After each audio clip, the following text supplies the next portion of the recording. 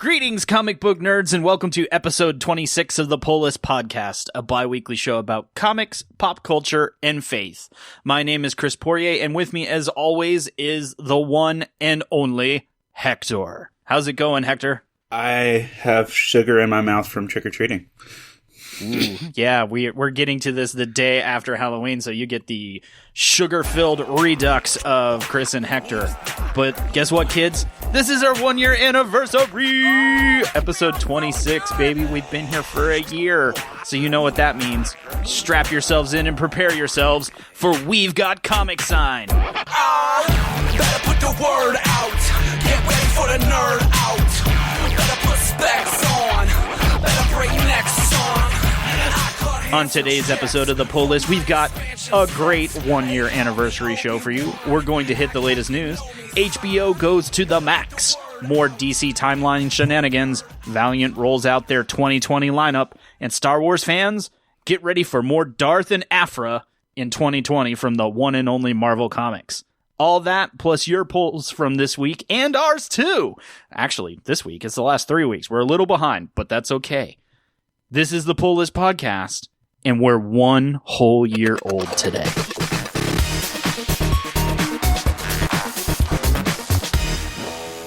So, Hector, let's get into a little bit of the news. I know you've got something that you're pretty excited about. HBO's going to the max. Tell us a little bit about that. Every time you say that, it sounds like a bad 90s action movie that involves rollerblades. Yeah, there's 3 X's in Max, not just one. Mm-hmm. And I see some neon 90s. And some Lisa Frank binders in there. HBO Max is effectively the chest bump version of Disney Plus for those of us that like the whole PlayStation, Xbox, DC, Marvel dichotomy of, you know, having your dark, not so awesome counterpart. And you can choose you can choose which side is which in that discussion, by the way, because I'm an Xbox DC person. So, you know, come at me. How dare you? I'm just gonna saying. Have all the ats this week. All the ats. Well, okay. Up until Spider-Man and The Last of Us, there was nothing on PlayStation that merited choosing PlayStation over Xbox in light of Gears of War and Halo. Just saying. The guys over at Free Play are going to really get on us for this week, but that's okay. We're Omni nerds. Allow it. It's fine. Oh, and by the way, Modern Warfare is great. It is freaking great. Hometown made me cry for like an hour. Aw. No. Anyway. HBO Max. Tell me the story. HBO Max. HBO Max is what is looking to be like the more inclusive everything that's not on Disney Plus service. So you're going to get HBO, you're going to get Adult Swim, you're going to get DC, including the fact that like Doom Patrol Season 2 is going to simultaneously air on HBO Max and DC Universe. And that there is a big budget Green Lantern series and a DC Superhero High series and all this stuff that should, by all rights and purposes, be going directly to DC Universe is going to HBO Max. So that's a thing. But then the kicker for me is that they're getting Doctor Who. So you're getting the full Warner Brother catalog. Yep. You're getting Harry Potter and all that too, from what I Harry understand. Potter, so, yes, all the Potter stuff. And there's discussions of a new Harry Potter series. All of HBO's content, which, by the way, HBO's content, you know, is fascinating and wonderful all on its own. You're getting Rick and Morty, new Rick and Morty. Yeah, that just was announced. So if you didn't know that, because obviously part of the Adult Swim package, they said the entire backlog of Rick and Morty is going to show up there, which is currently sitting on Hulu, I think. So good for HBO. And maybe we'll get season 4 evenly. There's a lot of Hulu that's going to be losing out with this because Hulu is hitched its wagon to DC, or has hitched its wagon to Disney Plus. And so in light of this, they're going to be taking some hits. But the big thing for me is that it is going to be the home now of the exclusive home of Doctor Who. So that means it's going to be leaving Amazon Prime in the near future. Heads up, folks. And that it will be the exclusive home for season 12 of Doctor Who, outside of being on the BBC. But this means they are literally circling the wagons to fight back against everything that Disney Plus is. And so what's going to happen is DC Plus or DC or sorry, golly, there's so many you can do and it. Stuff. I have faith in you. So Disney Plus, there you go, and HBO Max and Hulu and Netflix and Amazon are going to just basically join together and form this thing we call cable. They're going to form Voltron at this point. They're going to form Voltron. We're going to be back because there's going to be so many streaming services that we're going to be back at square one where we're basically paying for cable, but just pretending we're not. But I am really excited about the content of HBO Max. So you can check out the link to that in the show notes and stuff like that. But it's looking pretty promising. And like, if we had to like straight up draw a line in the sand of what of those two services I would go with, based on what I've seen, I'd be hitting over to HBO Max if I had to choose between the two, which I'm a grown up and I'm gonna buy both. But if I had to choose, when you throw DC and Doctor Who against Star Wars and Disney, I'm gonna go with DC and Doctor Who. Well, I just wanted to say on that real quick is I know we talked about it a few episodes ago, and you know DC Universe is pushing into their second year and everything, and there were rumors HBO Max was coming and it might get rolled up into it. That right now they sound like they're going to function separately with some overlap. I'd love to see all the overlap, but I understand why they might go both ways. That I kind of hope they might take a page at this point, because I was a little weary of what HBO was going to put in that package. And now that I've heard it, I was like, oh, yes, please. I know this is going to sound wrong and sacrilegious, that I don't need DC Universe if this is going to be what HBO Max is going to be. So just give me the DC content in that universe, and I will give you all my doll hairs, all of them, every single one. Well, because one of the biggest pros of DC Universe is the comics. But if I'm super honest, I've basically got everything I need out of that. You've been reading a lot in a very short period of time. I read a lot now, and that's the thing. Like, if you're adding old stuff, sure, but I'm that guy that I've been reading almost everything DC's put out for like a decade. So unless you're delving back, and then before that, I was reading everything in like the 90s. So you've got to dig pretty deep for me to actually hit something I haven't seen. And if you hit something I haven't seen, I probably don't care. That's fair. Okay. So, yeah, no, I agree. The rebirth of cable, such that it were, but it actually being a la carte that I kind of get to decide, right, is kind of wonderful. And I'm excited that all these wonderful streaming services are going to come at me this fall, and just don't at me anytime in November, because I'm going to be busy watching things. That's all I gotta say. So the rest of comics news, things have been, I mean, it's the most wonderful time of the year. We're counting the days to Christmas. Good times. Halloween's over. We're gonna forget that being thankful is a thing in November, and I've already seen Christmas decorations everywhere. I walked into Target, and I just have to say this. I saw Christmas decorations directly next to their Halloween, like immediately upon walking in the store, and my body convulsed a little and didn't know what to do with itself. Black and orange and red and green side by side is just weird, but yay, America! So, what's going on in comics? Well, you heard us talk about, I believe it was the last episode, that everyone caught that like really brief glimpse and got out their magnifying glasses for this gigantic timeline that DC Comics like threw up slides to, and like everybody took their phone out and was like, oh, and tried to take pictures of it. And then we all did Sir Shaky Cam, squinty of eyes trying to read this thing that nobody could actually read. That they've come out and shown close-ups now of it, and there's some videos of it, and we have a story that I believe has some more of the closer things, but nobody's still talking about what this quote-unquote DC official timeline actually means. So Didio and Jim Lee are like, yeah, we're establishing the official timeline because, you know, Marvel did that a while back. We feel that's probably kind of important and everything. So they did, and now we've got it, and we can kind of read it, but they are still being very quiet about what it all actually means. So this is us saying, well, there's cool pictures of a really big chart that talks about up to 5 generations of DC Comics, but your guess is still just about as good as Hector and mine. So there's a link. You can see closer pictures of it. We wanted to give that to you because it's a thing. Whatever G5 is supposedly DC's future, but they just haven't given us the full story yet.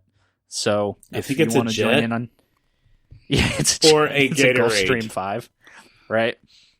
It's going to be a clear Gatorade that tastes like magic unicorns. Batman sweat sounds. Yeah. Ooh, G5. It's got electrolytes. Batman's electrolytes.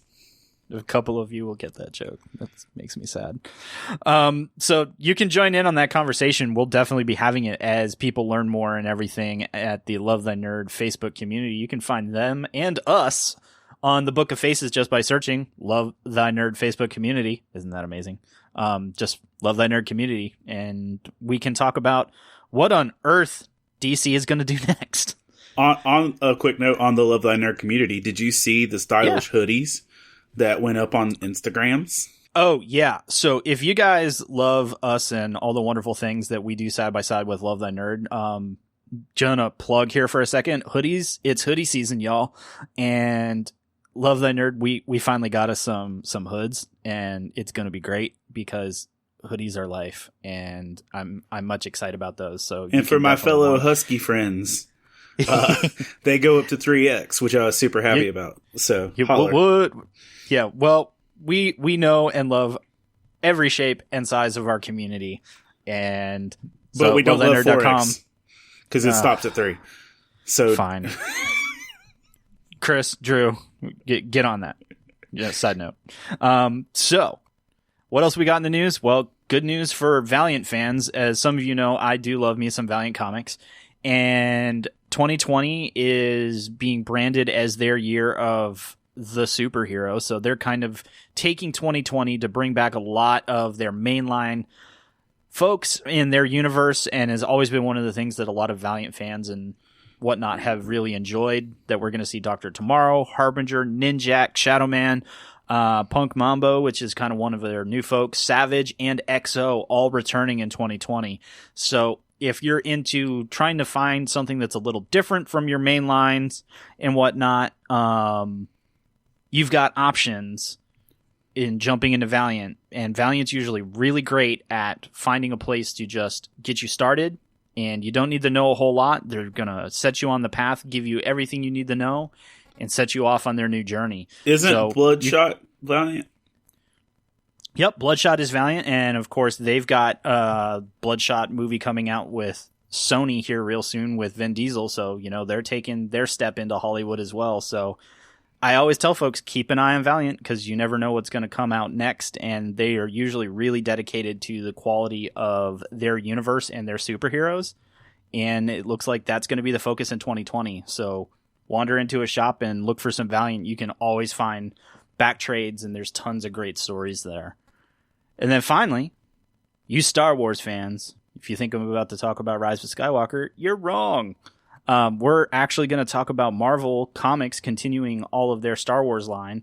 That at MCM over in Great Britain over the weekend, they announced that they're going to start a new independent Doc Aphra line, which Doc Aphra kind of came out of the Darth Vader series from a couple years ago and had her own running story for a while, but there's a new one starting, and there's also a new Darth Vader series that'll be starting in, both of these books will be starting in April of 2020. So early spring of 2020, we'll be seeing some new Star Wars stories added to the line. And for all of you Star Wars nerds, just remember, everything that is coming out of Marvel / Disney, etc. is all canon. So keep up, kids.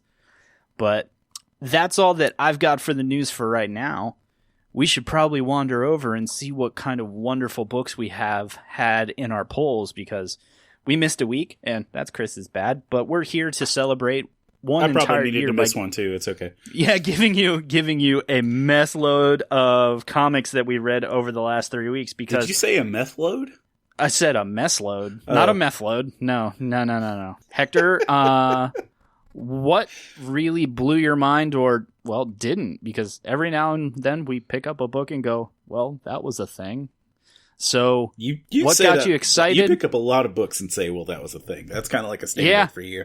I do, yeah. If I say that was a thing, it meant that something happened, and I spent money on it. So that's a sad state to live in. Something happened, and I spent money on it. Yep, the joy of comics, kids. All right, so Hector, let's jump to it. All right, what you got? Man. So first off, Batman: Curse of the White Knight #4. We're still steamrolling down this whole train with Azrael and Batman, and still, I guess we should stay away from a little of the spoilers of that for the folks because this was a spoiler-heavy thing. Yeah, the entire arc has kind of been sitting there, especially with the most significant thing. Yeah. So, man, I don't even know what to say about it. Like, I still think my whole thing about, like, him becoming such a gangster overnight is a bit of a stretch, but beyond that, what's really stood out to that book about you? Well, I think the thing that I've been enjoying about this entire journey in general is we're seeing a little bit more of the emotions of the Bat family. Now, there's reasons for it, and that's the thing that we're talking around. But I'm enjoying watching different members of the Bat family in this context respond to a very major loss to all of them. And it's interesting to see the interplay of who's responding and how. Because I feel like some of those characters kind of inverted in terms of what we historically expect them or what we would have thought they'd do. And so that's been a fun journey. But I'm also finally really enjoying White Knight is getting us to this wonderful place where we're still trying to figure out what the secret is that Joker had his hands on. We know it has something to do with the original feud in Gotham, but we still don't know what the punchline to this quote-unquote joke is. And we're now kind of seeing that journey kind of starting to get a little Sherlock Holmes with, we're getting the little breadcrumbs along the way, interspliced with Azrael, just like you said, being a badass overnight, apparently. And a badass with a small team that I seem to have somehow read over in issue #3. Because when we hit #4, I was like, oh, Azrael's got like brothers and sisters in the fight that I guess I missed. Yeah, there are people involved. Right. It's like I knew there was like there's the Order of Saint Dumas and military caps. Right. That are like, hey, we're Saint Dumas. And it's like, are you? What? But it's not taking from the story. I was just kind of taken aback that I was like, oh, he's got like his little squad here. So yeah, I'm just enjoying the emotional roller coaster that we're currently on, and the interplay of all the folks that are involved. Because I think we're careening towards a big payoff, but I'm still kind of curious where that's going. And I still think one of my favorite features that out of the Sean Murphy White Knight books has been that there are constant bones thrown to Batman the Animated Series. That they're from the original series to now, almost every issue has a throwback that only relates to the animated series, and it's so nice. Because the generation like us that grew up with that, it's a nice thing to be able to see that stuff that we love. So Curse of the White Knight is not disappointing. I'm not mad at it. I do feel like it's being rushed, and I don't love that. I feel like we could, based, because, they tell you the count up front and what that actually looks like, and I just wish it wasn't going at the speed it's going. Yeah, it'll be interesting to see. I have a feeling that the last issue will probably be, the pacing will make sense, but I kind of agree that the sacrifice that's been made on this journey is we're just not really going to know as much about Azrael as I think I kind of wanted out of what clearly is technically supposed to be an Azrael story. So beyond that, Batman 81, as we're moving down the City of Bane stuff, you get to see a full Bat family minus Dick and Jason take on Thomas Wayne Batman, and that's a fun piece of life. You literally get Damian, Tim, Batwoman, Orphan, the Signal, Huntress, and Batgirl. I feel like Spoiler ought to be in here, but whatever. Yeah, no, I think for the rest of the conversation of Batman 81 that we just have to assume you're either up to date or you need to pause the podcast, because there's a few things here that we will talk about. We're avoiding one thing in Curse of the White Knight because it's kind of a super significant event. This is significant to the overarching, but I think is important to the conversation. So, spoilers. Let us continue. But yeah, you've got them taking on, Thomas Wayne, and it's one of those situations where they look like he's beaten and all this stuff, but then not. But then the twist that we get to is that Batman had Clayface imitating Joker, which the whole time, because to be fair, Clayface has been missing since, from canon-wise, Clayface has been missing since he got shot by Batwoman back in Detective. And anytime you air quotes kill off a character that's prominent, they're probably showing back up later, which is just really funny. This is a nice little touch to Hush, because Joker air quotes killed Hush in Hush.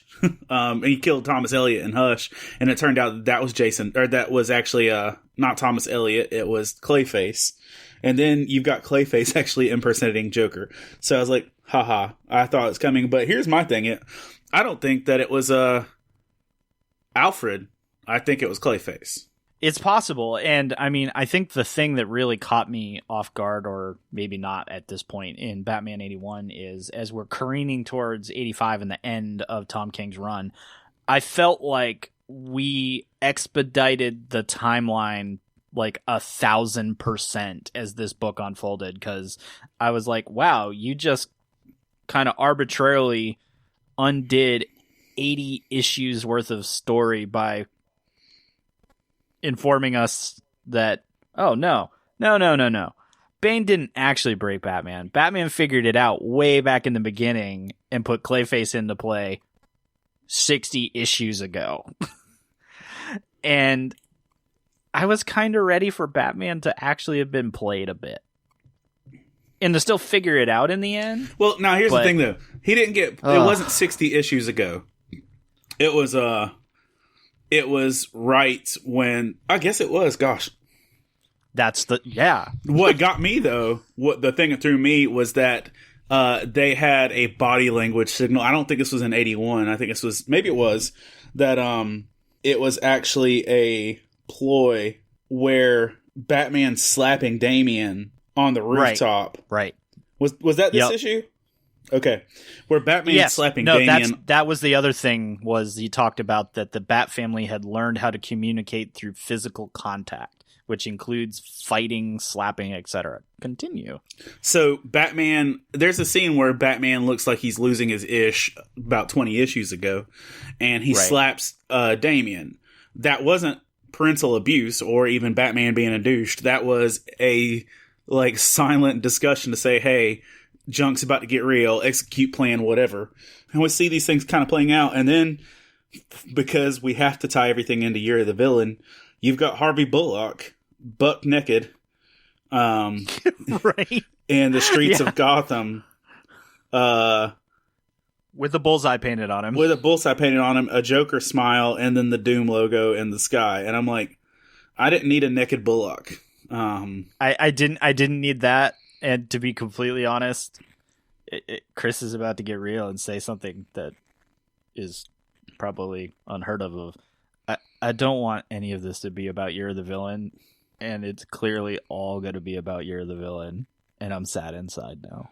Yeah, I mean, Year of the Villain, the whole time we've been like, we see that this is happening, but can this not be what the focus is? And then it ends up being the focus. Anyway. Yeah, because I'm sitting here going, Doomsday Clock isn't over yet, and I thought Doomsday Clock was going to be the thing that it's about. Sorry, kids. We're supposed to be paying attention to the Lantern Corps and all the stuff going on in Year of the Villain. Yeah, I feel you, fam. So the other book really just wanted to hit real hard. And as we said a little while ago, Harleen, dude. Harleen is a freaking masterpiece. Can we just say right now that Black Label knows what's up right now? That there's a couple other titles like, what was it? The Last God or whatever came out this week. And I read that and just a quick thing of, okay, if you're into the fantasy, gladiator dude ripping stuff apart and crazy fantasy stories, it was okay. That's a Black Label book. And we'll talk about Joker, Killer Smile, which also came out this week a little later. But yeah, Harleen's just freaking great. I mean, I can say easily that Harleen is pretty much a masterpiece of a book and one of the best DC books I've read in my adult life. And that's going off of 2 issues. And it's beautiful. It's well written. I care. And like one of the things is like going down the psychological trail. Because here's the deal. You know where the Joker Harley story is going to go. But this is the best iteration of seeing the backstory fully.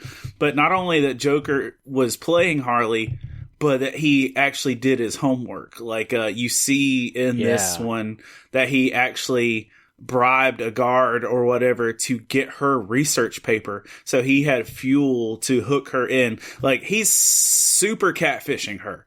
And like with intention. So they didn't fall in love. He saw her as an easy mark. Right.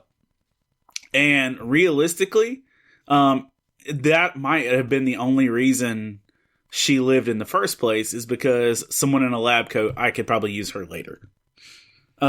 Right. And we've been given an excuse because she straight up comes out and asks him why she was spared in the first book. And he makes up something that sounds really good, but I kind of agree that I'm like, nope. He knew at that point what had to be said. And that was the earworm that hooked her. And so I'm digging it. It's been a fun little ride so far, and stuff's about the transition in issue 3 clearly. Well, that, you know, this is Heath Ledger Joker master manipulation, but suave, charming, and handsome instead of scarred and demented. Right. This is some like Batman level planning against a woman who is searching and stuff. And so you get that, and that's a really neat thing. But yeah, Joker is jerking her chain hard. But beyond that, my favorite part of this was the depiction of Two-Face. Man, I've been reading Batman. Like, I think one of my first comic books ever was a Two-Face book in the early 80s. And sorry, I'm old. But like, there's this book in the early 80s that had Two-Face on the cover, and I just remember it creeped me out. It was so demented. But what they do with this, like, one thing is you see through Harvey's eyes as they're removing the bandages, and you even see the scarring on the inside of the eyeball. And I'm like, oh, I've not seen that represented before. That's great. But then, like, to see the split personality actually attacking him and what he's doing. This is like, I feel like a long time ago, The Long Halloween became, or maybe it was Dark Victory. I think Dark Victory was the actual Two-Face becoming Two-Face with Robin. Long Victory, Dark Halloween. Wait. Long Halloween, Dark Victory. Either way. You can do it. It's the words today, man. Those books were definitive Harvey books. And dude, right now, I feel like this could be a new definitive Harvey book. And he's barely a side character. Yeah. But it's that good. It really is. I came away with the same thing after you said that. I shared a couple pictures from this on social because of that. I was like, whoa, that's really good. I dig it. I want that book. If it's not going to be the main side character the rest of this series, I want that book. DC on it. Do it. Do it now. So I highly recommend Harleen. There's only 2 issues so far. Another one I want to throw out is Year of the Villain, which we've said several times the DC Year of the Villains have turned out to be some pretty amazing books. Yeah, some of the individual ones have been great. Black Adam #1, which was I think 3 weeks ago, is one of the best Black Adam books since 52, which is a big deal to me because I love 52. But beyond that, it's one of the best character stories. You have Joker infected Shazam attacking Sharuda, which is Black Adam's country, village, all the places, in Kahndaq. And you have Black Adam being a actual community and military leader over his people while trying to fight against a OP villain at that point, because Black Adam straight up is the hero of that story. And it's the first time I can really document in my mind where you see Black Adam using the relationship between the gods and stuff that give him his powers. Oh, wow. Okay, that's kind of cool. I didn't get to that book, so okay, writing that down. Yeah, you should. You definitely should, because, like, you know, one of the deals, there's Sun God Ra and stuff like that they're talking about. Obviously, when we're talking about prayer, you know, I'm talking about, like, God, Bible God. But, like, literally there comes a point where they can't defeat Shazam, but they literally stop him with prayer. And... Oh, interesting. And Black Adam literally has to tell everybody, "Hey, y'all, stop praying for a minute," so that hey, y'all, calm down, yo. Go take it down a notch, because he needs to be able to let him go for a second. And yeah, that's where we're at. Is he stops him through prayer, but one of the cooler things beyond that is that, in the aftermath, one of his leaders is in the hospital. He's like, "Why did you let this happen to us?" He's like, "Because I'm a leader. I'm not a god." And he goes on to give like this straight up TED talk on what leadership looks like. I'm Black Adam, and this has been my TED talk. Yes, legitimately, when you finish Black Adam Year 1 or Year of the Villain, it is a Black Adam TED talk on leadership, and it's totally something you should pull together. Let me jump off of my DC train real quick. Marauders #1 from X-Men. Yep. You know, the X-Men universe. It's a solid Kitty Pryde book. If you are a fan of Joss Whedon's X-Men, because Kitty Pryde was the focus of that book, she was the main one. And for me, this was the best Kitty Pryde stuff we've gotten since Joss Whedon's X-Men. I will keep reading for that purpose. On the flip side, this isn't in the show notes, but just throwing it out there, I did not like Excalibur. I won't be buying that anymore. I think we both talked about, because people keep asking us on the interwebs, how many of these books you're going to read? Well, we're going to read some of them to find out what we want to read or not, but I'm of the opinion of, because someone else asked me, well, what should come after X-Men #1? And I'm like, #2. It should always be #2. I don't want 47,000 other related books, which is what's kind of happening. But thankfully, so far, unlike some of Marvel's past attempts, these books are, the first ones are obviously connected to X-Men #1 because it sets up our new universe. But after that, they clearly, like, Marauders very clearly was like, this is the new thing. Kitty Pryde's like, nope, I'm going to do my thing in this world, so I'm going to be over here doing it. And I'm okay with that. I'm just not going to read every single book. I read Marauders. I thought it was fun, but it's not my jam. But yeah, Excalibur can just crawl back into the hole it came from because Excalibur. I'm sorry.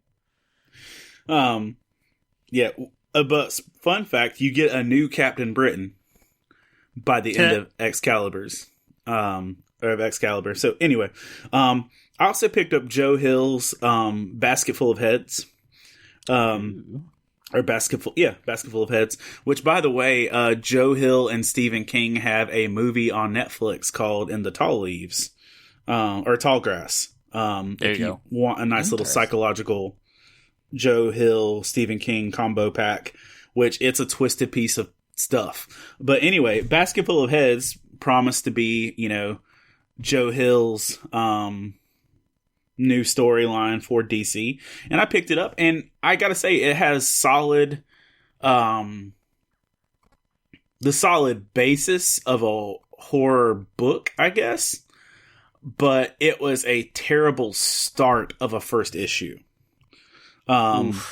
Because you get to know horror at all. Like, oh, interesting. Like, you get to nothing. It is just character development, and there's some inmates that have escaped a prison, and that's the setup. You see some subtext of what's eventually going to go down, and you get a glimpse of the future real briefly, so that you can actually say, yes, there was a basket full of heads, but, you know, it's like a future glimpse down the road at the beginning. But the whole thing is like the beginning of a Stephen King-ish movie. And for the record, there are some really fun Stephen King bones in here. So if you're a Stephen King fan, you're going to have some fun with this. For instance, you see some stuff with dairy in it, which is, you know, where nice. It takes place. The prison that the prisoners escape from is Shawshank. Nice. Good. So you get that stuff. But so far, all you get primarily in this story is a summer romance on the verge of an end and a young man who has aspirations of becoming a cop. And that's literally the whole book. So if you buy this thinking, I'm gonna get into the masters of horror right here, baby. No, you're not. Not yet, at least. It might get to that point 5 issues down the way, but it was a super slow start to the horror aspect. And last thing I just want to hit with is Immortal Hulk 25. At the end of that Immortal Hulk 24 and the Venom special and all that stuff, or the Carnage special, one of the things that happened was at the end of 24 is that the story stops being linear. Oops. And it jumps to the end of time. Ew. So the Hulk, literally issue 24 or whatever it was, ends with Hulk sitting on a throne, and then you flip the page and fast forward, it's the end of time. And Hulk has become a way more powerful version of Galactus. Where he has outlasted all of time, where everything that was Bruce Banner has died, and he is this galactic force just going through destroying all life and all creation through all of existence in every universe. And issue 25, Immortal Hulk, literally was the most confusing thing I've ever read in my life. Because you've got microbial characters trying to send out distress calls and plant seeds and all these things to try to survive the end of creation that is Hulk. And it was like watching Osmosis Jones on acid. Wow, that's a reference. While, you know, someone in the hallway down the hall is watching like the Edward Norton version of Hulk. It's like literally what's happening. You drank a bottle of cough syrup and watched Osmosis Jones while Hulk is playing down the hallway. And that was what this book was. And I literally was like, well, I can't do this anymore. So I'm out. If this goes any further down like the cover of the next issue has something totally different. But if this story is remotely, because I'm going to go to a store and I'm going to pick it up and I'm going to flip through the pages before I decide if I'm doing any more of this story. But if we go any further down this bizarre galactic level Hulk story, I'm out. Just out. So, you heard me. Hector has opinions. My line is drawn in the sand of where this stops being fun. So please go ahead, Chris. Tell me about what you're interested in. So, we talked about all the really big ones right at the top of your poll. So I've got kind of the smattering of other random things that came out during the week. And I actually have only one DC book on. Well, nope, two. Sorry, I lied. So let's start with Marvel Zombies Resurrection, because it's October and all the spoopy things are in the comic book store, and Marvel Zombies has returned with a new story, and it's Marvel Zombies. So it's if you enjoyed any of the previous Marvel Zombies, which I think there were like 4, and there was a one shot last year, so there's lots of Marvel Zombies. But Resurrection kicks off with basically Reed and the Fantastic Four and the Future Foundation have found something and pull the X-Men in and the Avengers and go, some things have happened. And we think we see Galactus on the edge of our universe. So right off the bat, you're like, cool. So Fantastic Four, X-Men, the Avengers, and Galactus sitting out in space. My body is ready. Well, they get out there and they find out, spoiler, Galactus is dead, which is kind of crazy.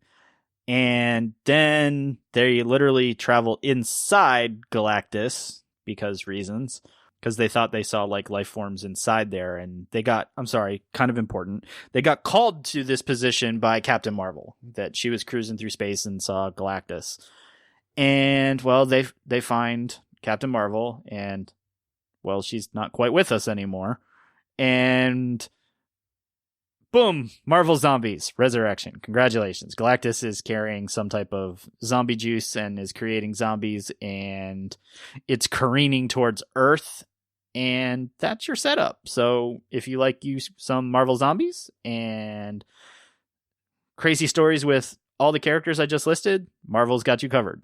I'm not sure if I'm going to keep reading, because I was like, well, that's a cool setup, but I don't know if I'm invested for the rest of that series. But hey, if you're into it, I stopped when Marvel Zombies did versus Army of Darkness. I read that and I'm like, okay, I don't need anything else from this. I'm good. I'm going to move on. That's great. But on the other end of the same spectrum, DC Deceased #6 came out, which is the end of their mini of their kind of zombie tale. And I don't know about you, I ended up really liking that. So as a 6-issue set, if you're looking for, kind of DC's take on the zombification of their universe and what kind of happens, I won't spoil a whole lot. But that was a fun end. And I thought that was really a good story, because the thing I will say is, the thing in the DC universe with zombification is, what happens when Supes goes down?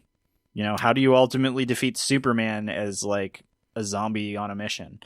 And that's kind of ultimately the entire story that DC Deceased is telling. And it was a lot of fun. And it's also telling a story of how much of a self-righteous individual Oliver Queen really can be at the end of the day. But it's a super fun. It's very. I could be a planetary threat. That was my favorite quote. I could be a planetary threat. That was my favorite part of the entire thing. He's like, I could be that guy, and it's like, shut up, Ollie. No, you can't. I could totally be a planetary threat. Right. And then he's like, you saw that shot, right? You saw that. And I was like, oh, Ollie. So super fun. There was a lot of heart with it too. Like, yes, some of the stuff with Wonder Woman and, some, like, one of the things, like, with just John Kent and Damian, like, hugging, you're gonna be a good Batman. Yeah. I'm like, shut up, guys. But it was dope. I enjoyed a lot of it, and I still stand that one tie-in with the mystical people was super worth it. Yep. But yeah. No, it's so there's lots of zombie stuff on the shelves or coming to a culmination. So, run down to your comic shop and read some of it. It's pretty good. But when you pay for it, not after. Right. So yeah. Don't read it in the store. It's a good way to have things thrown at you. But Firefly number 10 also came out, so Boom Studios continuing to crank out the Firefly story, and we've said, Hector and I have said, Greg did a great job of picking up the feel of this group of folks, but I'm going to say something. I have to, and I'm not sure if you share this, Hector, but you can tell me. I think I'm over the whole brown coats will rise again theme that we seem to be camping out on right now, because I feel like it's really distracting. As a long-time brown coat fan and Firefly fan, when they finally got to the bank heist thing that's starting to unfold in issue 10, I was like, yay, Firefly! But I feel like we're being really distracted by a story that I get the unfortunate feeling is going to be the focus of this, and I don't know what to do with those emotions. When did issue 10 drop? Might have been 2 weeks ago or 3 weeks ago. I don't think it was this week. All right. I don't think so. All right. I'm over it, and plus, like, one of the things too, like, for y'all that have been long-term Firefly comic book readers, the last arc right before they rebooted the Firefly comic universe was also on brown coats and Unification War and a lot of the same stuff, and of Zoe being a terrorist, and that Greg Pak isn't the first person to do this. That arc has already been covered, and we're doing it again like it's something fresh, and I'm enjoying the whole character of Boss Moon and like the Unifactors, sure. And can I say, like, the character that shows up at the end? I mean, this is all, like, not exactly spoilers. Yeah. But Malcolm's mom shows up at the end of book 10. I took a picture of that. I was like, okay. And that's the thing. Mal talked about his mom all throughout the show, especially on the episode Our Mrs. Reynolds, which is my favorite Firefly episode. But that Mal's mom is in the picture. Here's the deal. I want to read that. I'm like, okay, issue 11, Mal's mom, let's see what's up. I'm down for that cause. But like you remember the point when they were about to be sacrificed by... Yeah. Like, that was like the end of the first arc. Yeah, that was the last good issue. First arc. Like, the issue where they were about to be sacrificed by the crazy religious people was the last good issue. And now it looks like we might... This whole 6 to 12 issue in the middle, man, I'm not loving it. I'm going to keep reading it because occasionally I get a nice little quip from Shepherd Book. But beyond that, it's not gold. Yep. So this is two browncoats telling you we're enjoying. We're going to keep reading because we want to know. But a lot of other folks have told me the same thing. They're like, where are we going? Why? So why are we here? It's a thing. Why are we here? Are we lost? But... fine. So, this is the moment where Chris and Hector also tell all of our wonderful listeners that X-Men #1 came out during this time. And of course, we've been talking very highly of the predecessor books of Powers of 10 and House of X leading up to today. And I read all of X-Men issue 1 and went, yep, I'm in. I don't need to belabor the point that we got the setup of what this universe is, and X-Men #1 has started to solidify kind of the camps of how things are going to be going forward. And we're now going to see how this world handles the X-Men having the control that they do. And that's an issue I've seen some of the writers and some other folks talk about, of because it's all of them, so many high-powered mutants all in the same storyline. It's going to be interesting to see how we balance tension and actual, how do you challenge a group of people that have undertaken what they literally have undertaken in the last 12 issues that set up getting us here. So I'm in that we have a Magneto that basically thinks he is a demigod of some type, and in some ways he's right. But I also found, Professor X's limited engagement in #1 interesting. So, look, if you're into X-Men, we've been talking a lot about it leading up to now. And, yeah, 2 DC guys are telling you right now, you should be reading this. Hickman has set himself up a wonderful story. And if that's not enough for you, this is Chris telling you that the Abrams Spider-Man run is also pretty freaking great. I finally got to issue number 2, which is probably 3 weeks old. I was behind. I missed it when it hit the shelf because I wasn't pulling it, and I guess I got to add it to my pull now because now 2 issues into what the new world looks like for Peter Parker's kid becoming the new guy. It has all the heart that I want from a Spider-Man book of a kid in high school basically realizing what he is and not wanting to be it. Because of knowing what his father went through and that he does not look great upon his father and what his upbringing was like to that point and his kind of absent dad as it is. And now I have to deal with the fact that I like stick to the wall and crazy stuff. And what do I do? Do I have a responsibility to be Spider-Man and help people or, screw all this kind of thing? And I'm going to spoil a little bit because I think this is probably the most interesting part of why Spider-Man I think is going to be a really neat book. And that is we get a glimpse of a billboard that gives us an idea of what Marvel reality we're in. And it references the fact that pretty much all of the Avengers died in a major tragic event. And that Stark is the only one that survived. Which means we are in a Marvel reality of New York where there's basically no Avengers. They haven't made any reference to whether Daredevil or any other New York City characters are available. But basically the big guns of the Marvel universe are completely absent. And I'm like, oh, this is interesting because it's not just that, young teenage Spider-Man is present trying to figure out his powers and what to do in a world where the Avengers exist. It's that they don't. They're gone. So the weight of the presence of a superhero seems to be something that they're going to explore. And I think that's what has always made Spider-Man such a great story and a place to tell stories. So I'm like super excited about this new iteration of Spider-Man. So if you haven't been reading it, you should do so. And I'm sorry I kind of bummed you out on that one spoiler, but I feel that if you needed a reason to care why a new Parker has abilities, I think him dealing with the fact of there's nobody but him is potentially fascinating. And they're rising up villains around him right now.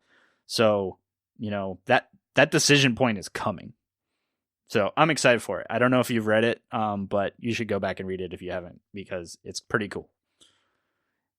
And so I think as we culminate our polls, I just need to say real quick, and we spent a lot of time on polls this week, but that's what our show has really been about over the last year. So we wanted to give you all the good stuff.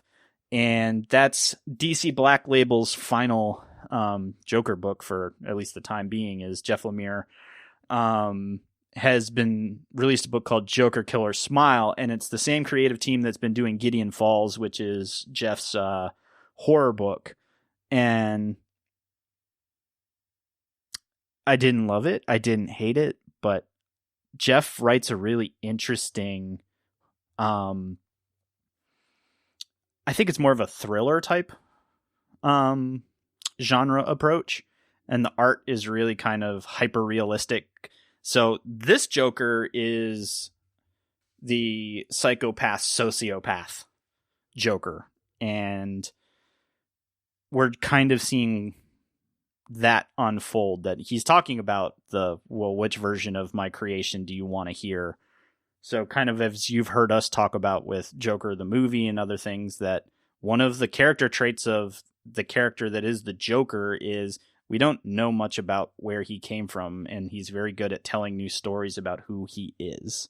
So supposedly this Killer Smile setup is kind of a discussion on, well, who really is the Joker? And it's gonna be dark is pretty much what I took away from the first one. So I think it's kind of similar to some of the other books we've mentioned this week, that it started a story, but I'm not sure it got anywhere yet. So I'm going to keep my eye on it. It's not as mind-blowing as the other stuff that's out there. Definitely read Harleen. But it's another Joker book. So, man.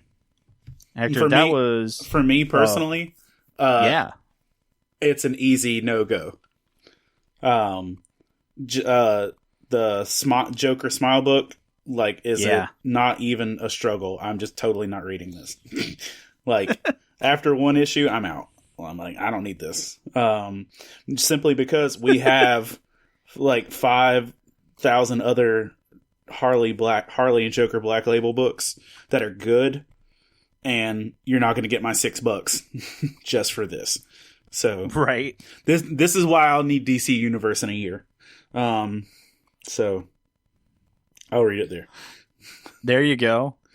Well, man, that was a ton of books, but one of the best parts of what we've been doing over the last year is we always ask the community at Love Thy Nerd, you know, what books are you guys reading that we're not reading? And some of our new folks continue to surprise us with things that, well, we didn't realize were things. And Todd Turner has informed us that he has finished reading the Star Pig series from IDW. And you heard me say that right. Star, STAR space, pig, PIG. And we've got the link for you in the show notes. But it's an IDW book, and it's literally about a girl that was at space camp and won a contest, got sent to space, met a water bear, a tardigrade, what does in that mean? space. A water bear, tardigrade. If you look them up, they're the like little microorganisms that have like the big mouth on them and like look like big like centipedes, but they're basically just floating water bears. Look it up. It's a thing. Half of you totally got what I was referencing when I went there, because lots of D&D real play podcasts love throwing tardigrades at people. And they go through space having an adventure. And just reading the description of this book, I'm like, how on earth did I miss this? But the art looks pretty interesting, and so I think that should be coming out. It was only a 4-parter in trade soon, so I think I'm going to have to pick that up to find out what we clearly missed. So thanks, Todd, for continuing to expand us. I think the last 2 recommendations we've had now is Battle Pug and Star Pig, so you are welcome. You are getting high-quality comic book entertainment here at the Pull List Podcast, and that's why we have spent the last year being in your ears, telling you all the wonderful things that Hector and I and all of you come across in all of your journeys of comics. So, Hector, I think it's about that time that we wrap up our first year here at Love Thy Nerd Podcasting Network, and here on the Pull List Podcast, that we've been here literally 12 months. Middle of October was when we dropped our very first episode. And so episode 26 marks that 1 year, because we come out as close as we can every 2 weeks. And as you can tell, with this coming out at the beginning of November, we almost did it. I think we only really missed 1 or 2 episodes, and that's because there were floods Hector and natural disasters and life happened out there. But we've really enjoyed ourselves, so we're looking forward to another year with you guys, hopefully bringing more interviews, even more comic stuff, and even more ways for you guys to interact with us. So we're just thankful for you guys, right? So absolutely, thank you for being after here. party in room 523. Wow, wait, where? See, if you figure that out, we'll be there. So, as many of you know, we don't take this journey of podcast and fandom alone. We take it with 2 other amazing podcasts that are part of the Love Thy Nerd Podcast Network. First, we have Humans of Gaming with Drew and Chris. They do interviews with game designers, producers, and creators, and really get down to the heart of why they do what they do and what they create and why they create. And then we have the Free Play Podcast with Bubba, Matt, and Kate. And they cover just about everything possibly even remotely generally nerdy on a week-to-week basis. It's a lot of fun. And we're just growing here at Love Thy Nerd, that there's also other content available on Facebook, where we've got Beard Bros that I know Matt and Bubba are going to have more live shows coming up where they play some games and let us know what they're checking out. And Matt and his wife Erin do Co-Optional, where they play game together as well. And those are just super fun videos that you should check those out and maybe find a new tabletop that you want to check out. But the goal ultimately for all of us is just to love all the wonderful things that we love, whether that's comics tabletop games, video games, and we talk about all those things over at lovethynerd.com and in the Love Thy Nerd Facebook community. So if you ever just want to join in with us, like we said earlier in the show, go ahead and search on Facebook for Love Thy Nerd Community, and you will find Hector and I there. Also, so again, want to throw out too that you can check out Back Row Radio every week. We do a 3-minute audio devotional, usually about nerdy things, over at Back Row Radio. And that's a cool thing. It's called the Love Thy Nerd Critical Hit. Yeah, Matt really does some cool stuff over there. Hi, Matt. We're saying nice things about you. And we just love Back Row Radio and all of our nerdy friends that we have that do podcasts and other cool things that pull together these things of faith and basically fandom. And hey, that's what you are, faith and fandom. Copyright 2013. See, Hector. And we're just super glad to be here, and we're looking forward to the next year. So that's going to do it for episode 26, 1 full year of the Pull List podcast. Hector and I want to thank each and every one of you for being your primary source of all things comic booky and generally nerdy on a near weekly basis. So don't leave us hanging. Rate and review the show on your podcasting app of choice. We're on the iTunes, Spotify, Stitcher Radio, and so many more. Like, subscribe, 5 stars. Thanks for listening. And remember, kids, read more comics. I'm gonna take all 7 continents